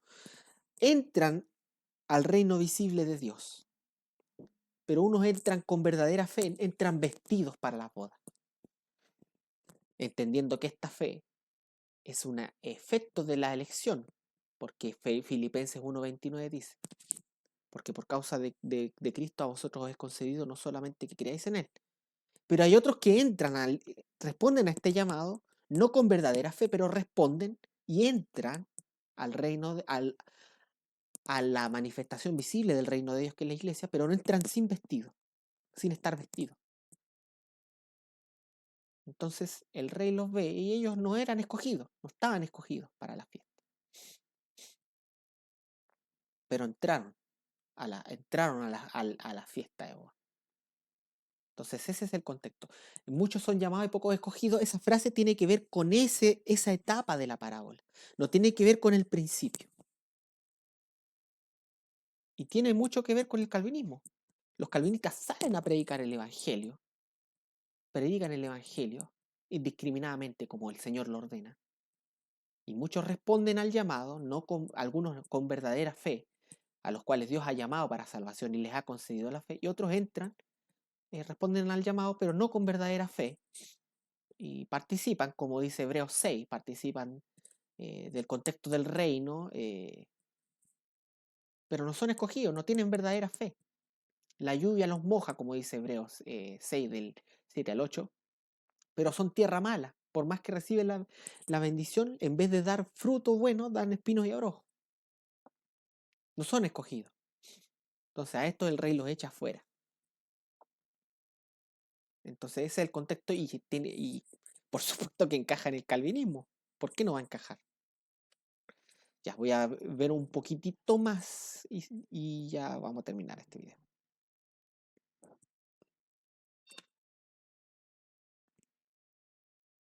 Fíjate, mi querido Moore, Sí. acotando un poquito acerca de los condicionantes y retomando tu punto, yo estoy muy familiarizado con el pensamiento de Wesley, ¿no? Pues yo soy wesleyano. Wesley estuvo muy motivado a seguir en las comunidades moravas que, a ver, habían abrazado gran parte del calvinismo, los moravos, Ujú. pero se encontró con un problema, ¿no? Porque estos buenos moravos eran personas muy santas, seguían a Cristo, amaban a Cristo, pero y habían abrazado el que ya no se necesita hacer el pensamiento de la reforma, de que la salvación es solo por la fe y que tú has sido predestinado para salvación.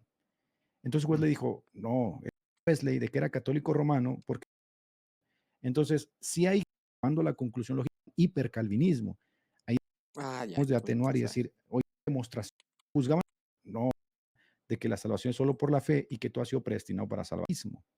Para quien no sepa qué es el quietismo, es la idea de que ya no se necesita hacer nada, ¿no?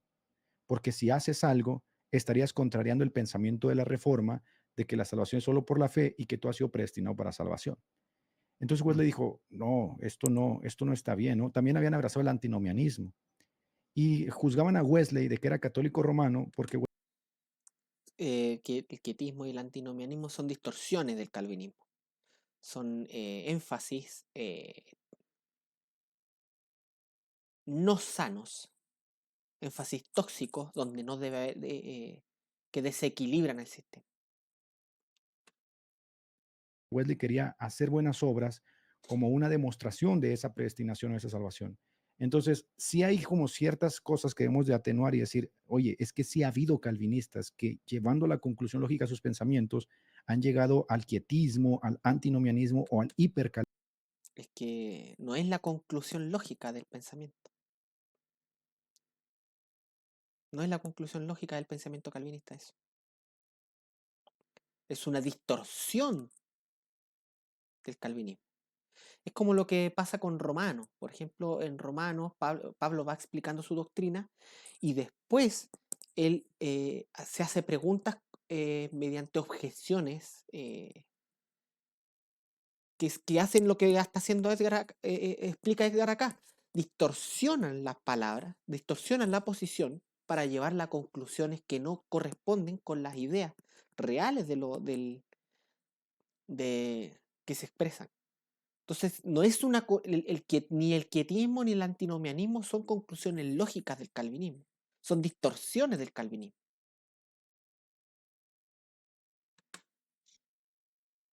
Calvinismo. Ahí está el famoso caso de Charles Finney, del segundo avivamiento en Estados Unidos. Mucha gente critica a Charles Finney de pelagiano, sea lo que sea, pero Charles Finney viene a ser una respuesta de ese hipercalvinismo, donde los pastores ni siquiera dejaban que la gente literalmente se parase de las bancas, ¿no? Es decir, habían abrazado una suerte de quietismo hipercalvinista en el que ya no era necesario predicar, ya no era necesario hacer estas cosas. ¿Por qué? Porque siguiendo la conclusión lógica del calvinismo llegaban a ello. Entonces, Ya, insisten que es la conclusión lógica del calvinismo. Esa no es la conclusión lógica del calvinismo. Concuerdo con él, el hipercalvinismo es una herejía que niega la soberanía de Dios sobre los medios para los fines. Pero los calvinistas afirmamos que Dios es soberano tanto en los fines como en los medios. Y que Dios obra los fines que se propone, se ha dignado a obrar sus fines utilizando medios, como por ejemplo la predicación, como por ejemplo la oración, como por ejemplo las buenas obras. El hipercalvinismo, tal como lo describe, no es una conclusión lógica del calvinismo, porque el hipercalvinismo básicamente niega la soberanía de Dios y la sabiduría de Dios al anular los medios. Nada en el calvinismo te lleva a concluir eso. Nada. Entonces, no es que esté criticando al calvinismo, porque no sé de qué forma viva el calvinismo la persona, ¿no? Entonces, te hago una pregunta. ¿Crees tú que de alguna manera la forma en que entendemos la escritura nos puede llevar a vivir la fe espiritual de alguna manera o de otra manera? Y que en ese sentido, los calvinistas y los arminianos podemos estar viviendo la fe de dos formas distintas? Bueno, la única manera que afectaría pienso, es en el evangelismo, porque tenemos mucho terreno en común en nuestros hermanos calvinistas y los que tienen una convicción arminiana. El terreno que tenemos en común es pues que somos salvos por gracia, por medio de la fe, ¿no? Que la salvación es toda de Dios, aunque los calvinistas crean que nosotros no creemos eso creemos. Y también creo que me puedo sentir seguro en la mano del Padre y tener mi identidad en Cristo sabiendo que he sido salvo por gracia. Pienso que lo único que afectaría es que si llevas a sus consecuencias lógicas, por ejemplo, queremos orar por los que no son salvos, ¿no? Si tenemos algún familiar que no es cristiano, que es el caso de la mayoría de nosotros, oramos: Padre, alcanza a mi primo, Señor, alcanza a mi mamá, alcanza a mi hermano, a mi abuelita, Señor, que ellos te conozcan, que sepan que tú les amas. Pero qué horrible en el calvinismo pensar que si lo llevas a sus consecuencias lógicas, ese sistema de pensamiento teológico, en realidad tú no puedes saber si Dios escogió a tu primo para salvación, si Dios escogió a tu mamá. Es más, no podemos saber si Dios escogió a tus hijos para ser salvos. Entonces tú te vas a desgastar orando y clamando y orando. ¿Cuál es el problema?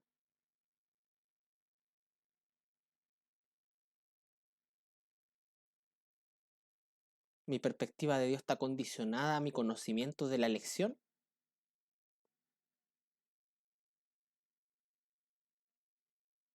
¿No, acaso no puedo confiar en que Dios es sabio? ¿En que Dios tiene la potestad? ¿En que Dios tiene derecho de hacer como Él quiera? Pero que también Dios me enseña que yo puedo orar, que yo puedo predicarle, que yo puedo enseñarle. ¿Acaso no puedo tener la esperanza de que si Dios me salvó a mí y me usa como un agente de comunicación de su evangelio, para aquellos que están a mi alrededor. Entonces, eso no puede ser una indicación de que Dios tiene pueblo entre la gente que yo amo. Y si Dios no elige a alguien que yo amo, ¿cuál es el problema? ¿Qué problema hay con eso? ¿Qué tan terrible es? Por supuesto, obviamente yo quisiera que fueran salvos, pero ¿y si Dios no lo da y Dios no lo quiere? ¿Quién soy yo para cuestionar a Dios?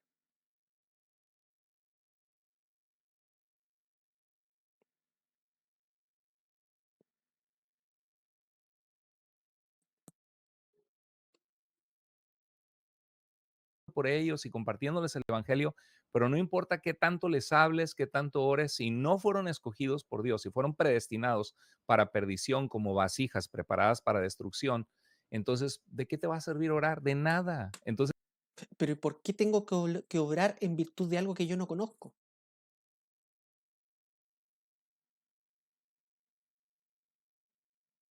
¿Por qué? Básicamente él está diciendo que nosotros obramos asumiendo que no son elegidos. ¿Y por qué no puedo asumir que son elegidos solamente que falta que Dios los llame y los despierte? ¿Por qué no puedo asumir eso?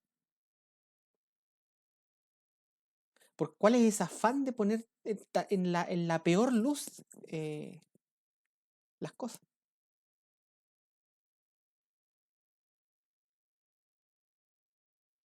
Obviamente si Dios no lo escogió, no van a ser salvos. ¿Y qué? ¿Quién soy yo para cuestionar a Dios?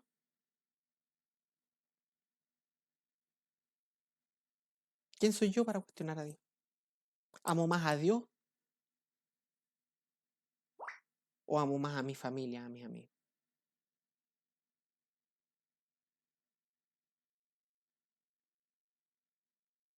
Si Dios no lo escogió, no lo escogió. Él está en su derecho. A Él sea la gloria. ¿Se supone que voy a perder la fe porque Dios no escogió a alguien que yo amo? Él es Dios. Él sabe lo que hace. Él tiene derecho a hacer lo que quiera. ¿Y qué si Dios queriendo mostrar su ira y hacer notorio su poder?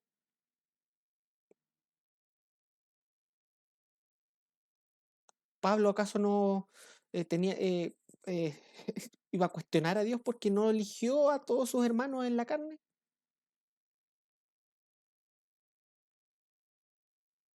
Muchos murieron sin abrazar a ese Cristo que vino a ellos primero, porque Dios no los escogió. Yo no imagino a Pablo cuestionando a Dios, cuestionándole a Dios algo.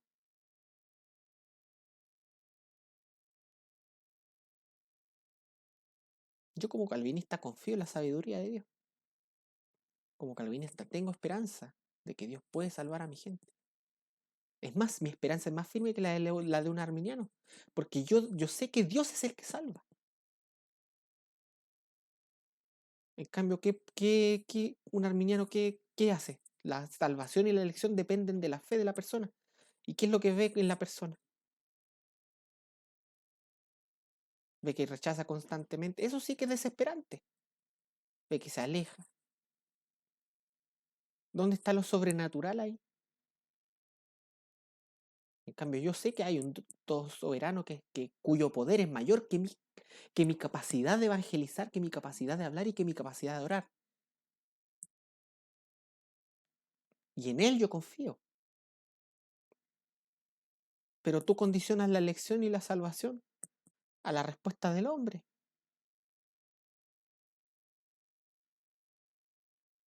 ¿De qué estamos hablando? ¡Qué horrible! Qué horrible que tu esperanza descanse en la respuesta que pueda tener tu ser querido, en vez del Dios Todopoderoso que puede llamarlos a la luz, de la luz de las tinieblas a la luz en un segundo. Y que me estimula a mí a orar y que me estimula a mí a predicar, porque esos son los medios que Él ha determinado para lograr sus fines.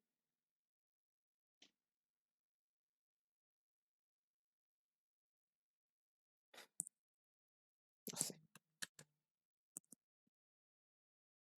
entonces, lo que sucede es que en la práctica, la gente que abraza el calvinismo, hipercalvinismo, o que se pone en una posición muy cuasi sectaria abrazando el calvinismo como si el calvinismo fuera el evangelio mismo, terminan dividiendo iglesias. Eso ha pasado con Paul Washer en Perú, con mucha de su teología calvinista. Yo tengo hermanos en Perú que me han hablado, no, aquí se nos dividió la iglesia, se destruyó la iglesia, no están evangelizando, son un grupito en España de 30 personas, no salen de 30 personas porque tienen esta teología reformada y no están evangelizando. Ahora, por supuesto que hay que predicar el evangelio y los calvinistas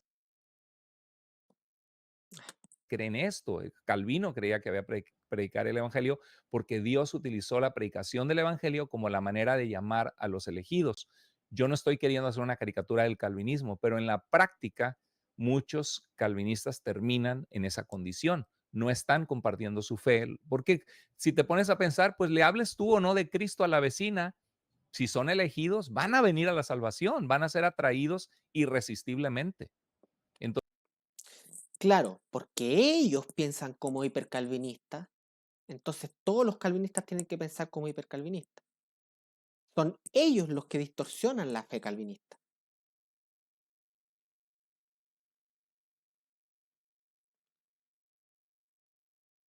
Pero ¿por qué? En primer lugar, uno obedece a Dios porque Dios lo ordena, no por los efectos que pueda traer nuestra obediencia. O sea que tú obedeces a Dios solamente porque te aseguras, porque tú te aseguras de que la bendición o de que va a haber efectos positivos. ¿Y qué si Dios te manda a hacer algo que no va a traer efectos positivos, como lo hizo con Jeremías, por ejemplo?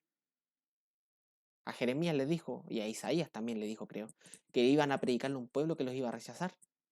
Pero ellos tenían que ir igual, porque Dios se los ordenaba. ¿Por qué obedeces a Dios? ¿Porque lo amas?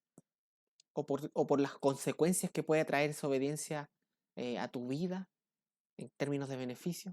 ¿Por qué le obedeces? ¿Qué pasa si Dios te dice, ande, predica el evangelio, pero nadie te va a escuchar? ¿Irías a hacerlo? ¿Lo harías? ¿Lo harías o no? Nadie te va a escuchar. Mi respuesta es que yo lo haría, porque Dios lo ordena. Yo amo a Dios y yo quiero obedecer a Dios, independiente de los efectos, de que yo no vea ningún fruto de la predicación.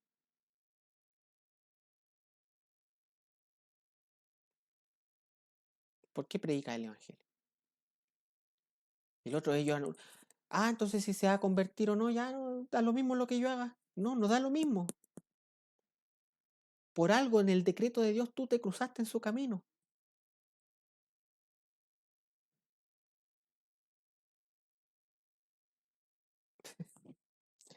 Ellos piensan como hipercalvinistas, pero nos quieren achacar su pensamiento hipercalvinista, sus distorsiones de nuestra fe a nosotros. Yo no tengo la culpa de que ellos distorsionen la fe calvinista.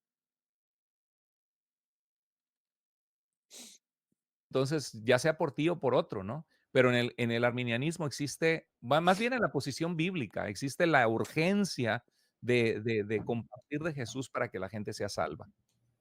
Buenísimo. En el aquí en general yo podría decir lo mismo. Yo como calvinista siento la urgencia de compartirle a la gente Jesús para que la gente sea salva. Como calvinista yo puedo decir lo mismo.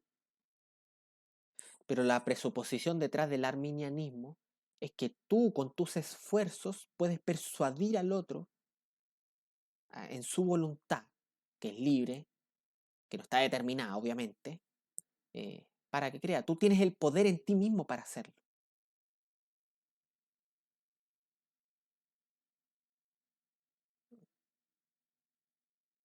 No sé. Yo prefiero confiar en el Dios Todopoderoso. Y yo voy a ir, aunque no me escuche nadie, aunque no vea los resultados, yo voy igual, porque Dios lo ordena, porque amo a Dios. Y ese Dios poderoso puede transformar corazones de piedra en corazones de carne.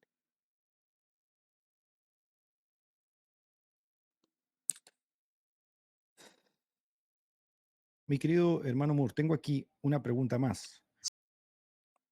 Ya, voy a dejar esto aquí.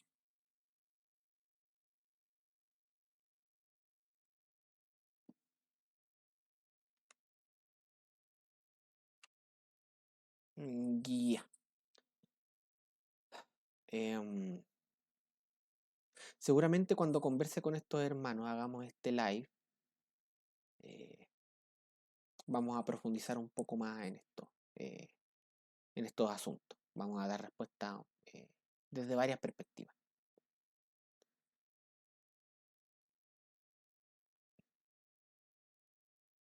Yo, bueno,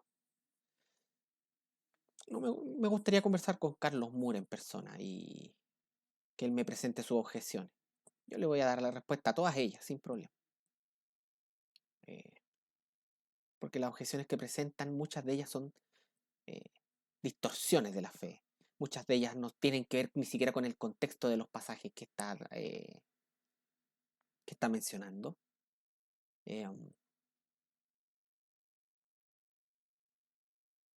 y lo que realmente molesta un poco es eso, que no te presenten la luz en tu verdadera luz. Yo creo que ellos también se enojarían si nosotros distorsionáramos su posición. Pero bueno,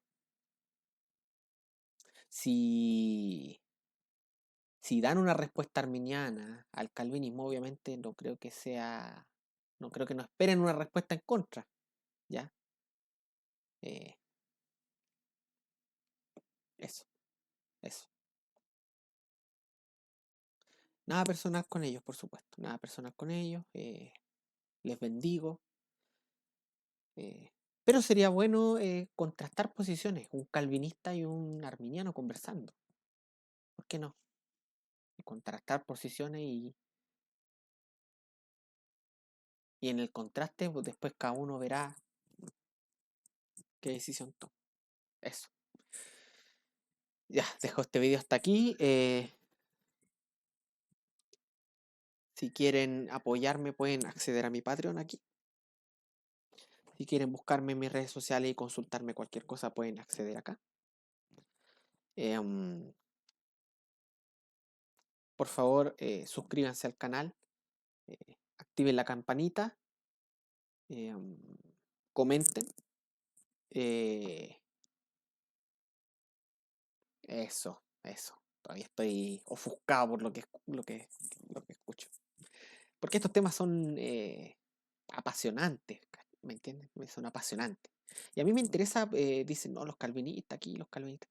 Pero es que los calvinistas nos interesa, y yo creo que a ellos también, los calvinistas nos interesa la verdad. Y que la articulación de la verdad, según la escritura, sea de la forma más pura posible. Nos interesa eso a nosotros. El amor sin verdad no es amor. Por supuesto, el amor implica tolerar a aquel que no ve las cosas de la misma forma que tú, pero cerrar los ojos y decir que porque no la ven de la misma forma que tú, entonces también tienen la razón, yo creo que ahí hay un problema. No, nosotros tenemos que apuntar hacia la verdad. Si Cristo habló sobre estos temas a aquellos que lo estaban siguiendo en Juan 6, ¿por qué nosotros tenemos que callarnos? Si Pablo lo menciona en Romanos 9, ¿por qué nosotros tenemos que hacer oídos sordos? Por supuesto, presentar las cosas en amor. Pero gusten o no gusten, hay que presentarlas igual. Y derribar mitos como el mito del libre albedrío libertario, de la autonomía del ser humano. ¿No? Eso es un mito. No, no es posible creer en eso. Si uno ha entendido y creído en la Biblia, por supuesto. Eso. Que el Dios Todopoderoso que cambia corazones según su propia voluntad los bendiga a cada uno de ustedes y solideo gloria.